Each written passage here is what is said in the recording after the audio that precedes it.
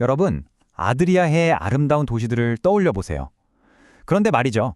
그 반짝이는 물결 아래 우리가 상상도 못했던 아주 오래된 연결고리가 숨어 있다면 어떨까요? 오늘 그 역사의 층을 한 겹씩 벗겨내면서 숨겨진 비밀을 한번 파헤쳐 보겠습니다. 자, 그럼 바로 이 질문으로 시작해 볼까요? 그리스 신화에 나오는 우리가 너무나 잘 아는 그 영웅이 있잖아요. 대체 어떻게 전혀 예상치 못한 곳의 시작과 연결될 수 있었을까요? 네, 맞아요. 바로 슬로베니아의 수도 류블리아나입니다. 진짜 놀랍지 않나요? 아니, 고대 그리스랑 이 발칸반도 북쪽 내륙 도시 사이에 대체 무슨 이야기가 숨어 있는 걸까요? 자, 지금부터 첫 번째 단서를 한번 따라가 보시죠. 첫 번째 이야기는 바로 영웅과 용입니다. 류블리아나라는 도시의 심장부에 아주 깊숙이 자리 잡고 있는 이 그리스 신화, 한번 제대로 파고들어 보죠. 류블리아나의 건국 신화를 보면요. 정말 놀랍게도 고대 그리스랑 직접적으로 연결이 돼요. 전설에 따르면 그 유명한 아르고 원정대의 영웅 이하손이 바로 이 도시를 세웠다고 하거든요. 그리고 그 결정적인 증거가 뭐냐? 바로 도시의 상징인 용입니다.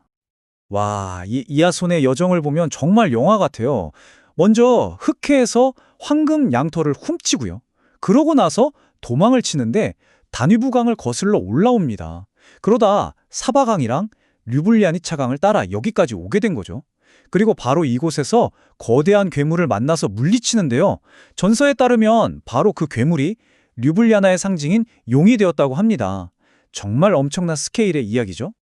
이 오래된 신화가 그냥 옛날 이야기로 끝나는 게 아니에요. 지금도 용의 다리라는 현대적인 랜드마크에 생생하게 살아 숨쉬고 있죠. 여기서 되게 중요한 게 유럽에서 용은 그냥 무서운 괴물이 아니라는 거예요. 힘, 용기, 그리고 위대함, 바로 이런 걸 상징하거든요. 그러니 류블리아나 사람들은 이 용을 도시의 수호신처럼 아주 자랑스럽게 여기는 거죠. 자, 그럼 슬로베니아 내륙에서 이런 그리스 신화의 흔적을 찾았잖아요. 그럼 이런 생각이 들죠. 과연 아드리아 해안을 따라 남쪽으로 더 내려가면 또 어떤 고대의 비밀들이 우리를 기다리고 있을까요? 한번 따라가 보시죠. 두 번째 퍼즐 조각은 우리를 로마 제국으로 데려갑니다. 크로아티아 스플리트에서 발견되는 거대한 로마의 흔적, 바로 한 황제가 은퇴하고 살던 집에 대한 이야기입니다. 이거 정말 믿기시나요? 크로아티아 스플리트의 구시가지 전체가요. 사실은 거대한 유적, 그러니까 로마 황제 디오클레티아누스의 궁전 그 자체입니다. 그냥 그 안에 도시가 들어서 있는 거예요. 여긴 단순한 궁전이 아니었어요. 도시이면서 군사기지, 그리고 황제의 거처가 하나로 합쳐진 거대한 복합 공간이었던 거죠. 한 여행 작가의 경험담이 이 공간을 더 특별하게 만드는데요. 수천 년 된 황제의 알련실, 바로 그 안에서 크로아티아의 아카플라 그룹이 노래를 부르고 있었대요. 이걸 보던 옆에 있던 한 여성분이 소름이 돋는다고 말했다는 거죠.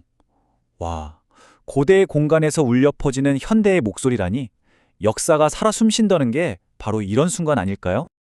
그런데 여기서 잠깐 궁금한 게 생기죠. 아니, 로마 황제의 궁전인데 왜 그리스 최고의 신 제우스 신전이 있는 걸까요? 정답은 의외로 간단합니다. 로마 사람들이 그리스 신들을 그냥 그대로 받아들여서 자기들 신으로 삼았거든요. 그러니까 이름만 제우스에서 유피테로로 바꿨을 뿐 사실상 같은 신이었던 겁니다. 재밌죠? 자, 이제 좀 시야를 넓혀볼게요. 우리가 본 류블리아나랑 스플리트는요, 그냥 따로 떨어진 특별한 사례가 아니에요. 사실 이건 훨씬 더 큰 그림의 일부입니다. 아드리아 해안 전체가 말 그대로 고전시대의 해안이었다고 할 수 있는 거죠.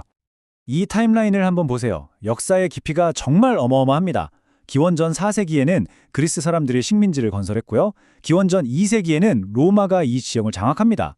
그리고 시간이 흘러서 기원 후 1세기에는 풀라의 원형 경기장 같은 엄청난 건물들이 들어서고 4세기에는 디오클레티아누스 황제가 스플리트에 궁전을 짓죠.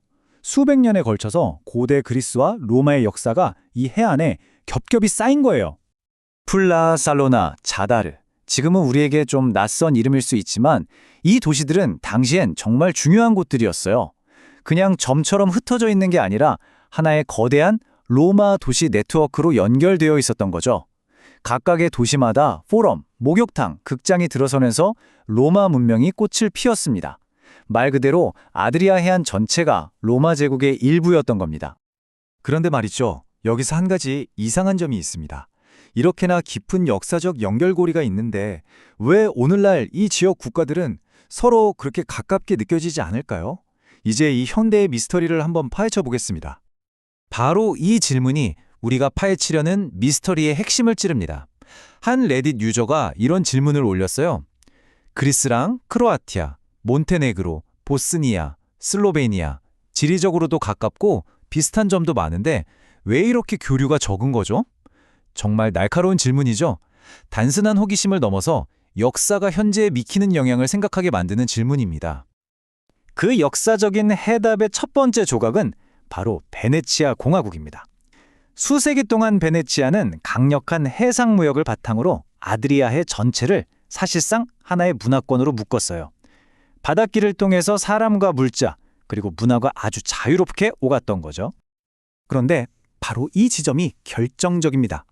한 레딧 유저의 설명에 따르면 20세기에 들어서면서 민족주의와 특히 유고슬라비아의 공산주의라는 아주 강력한 정치적 힘이 이 오래된 연결고리를 끊어버렸다는 겁니다. 한때 공유했던 역사는 강제로 잊혔고 그 자리를 각자의 국가 정체성이 대신하게 된 거죠. 역사와 정치 때문에 서로의 유사성을 잊어버렸다는 거예요. 자, 그럼 이제 슬슬 이야기를 마무리해볼까요? 이 고대의 역사, 그럼 완전히 사라진 걸까요? 아닙니다. 그저 현대 세계라는 여러 층 아래에 겹쳐져 있을 뿐이에요. 그 이야기들은 여전히 돌에 새겨진 채 우리를 기다리고 있습니다. 네, 고대 메아리는 사라지지 않았습니다. 스플리트 구시가지의 골목길이 디오클레티아누스 궁전의 구조를 그대로 따르는 것처럼 또 류블리아나 시의 깃발에 용이 그려져 있는 것처럼요. 이건 박물관에 갇힌 죽은 과거가 아니에요. 오늘 우리가 걷는 거리, 우리가 듣는 이야기 속에 생생하게 살아있는 역사인 거죠. 오늘 우리가 아드리아의 도시들에서 고대의 흔적을 발견했잖아요. 어쩌면 우리가 매일 무심코 지나치는 이 거리에도 이런 놀라운 이야기가 숨겨져 있을지 모릅니다. 여러분이 살고 있는 도시에는 과연 어떤 비밀이 숨겨져 있을까요? 오늘 한번 주변을 새로운 눈으로 둘러보시는 건 어떨까요?